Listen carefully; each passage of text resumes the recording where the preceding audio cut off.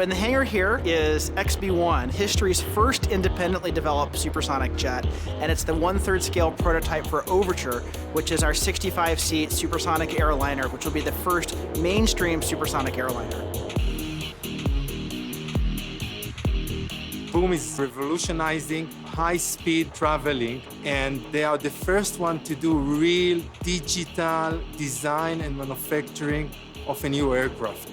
XB1 is the product of digital engineering, which means the ability to go design something in 3D on your computer, test it, optimize it through simulation, but also to be able to realize it quickly in real 3D form through 3D printing. We use our Stratasys 3D printers to create functional prototypes in order to do fit checks or gauges while we're building the vehicle. We use them for drill blocks, as well as using the machines to print flight hardware that's actually going to fly away on the XB1 demonstrator.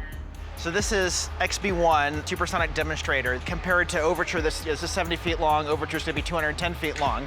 So a smaller airplane, but it's got all the technology you need for mainstream supersonic flight. And our designers, using in-house 3D printers from Stratasys, were able to go see how the designs were working, iterate faster, and ultimately come up with parts that are better designed, that are more lightweight, for less time and less money that would have taken otherwise. The way they are approaching the development cuts years from the development phase and also at the manufacturing stage. So we have built hundreds of 3D printed drilling fixtures, jigs, other kinds of build and assembly tools to make XB1.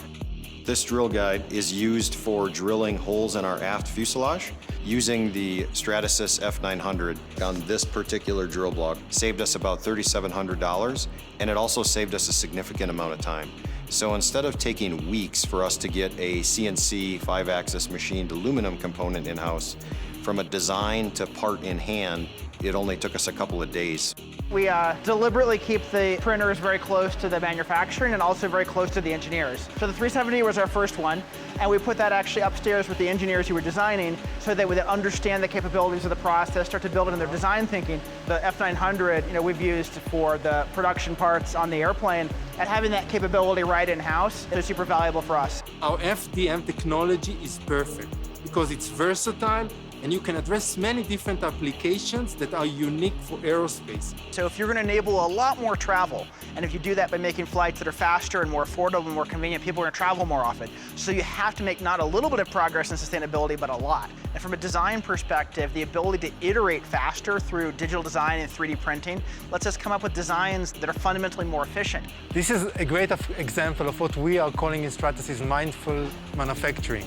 Why? Because when we are taking the 3D printing industry from prototyping to manufacturing, we have an obligation to make the manufacturing more sustainable versus the traditional system that are being used today. Stratasys and Boom have been partners long before we started to build the first airplane, because we had a shared vision of how digital design and digital manufacturing could help us deliver more speed into the hands of passengers faster and more efficiently.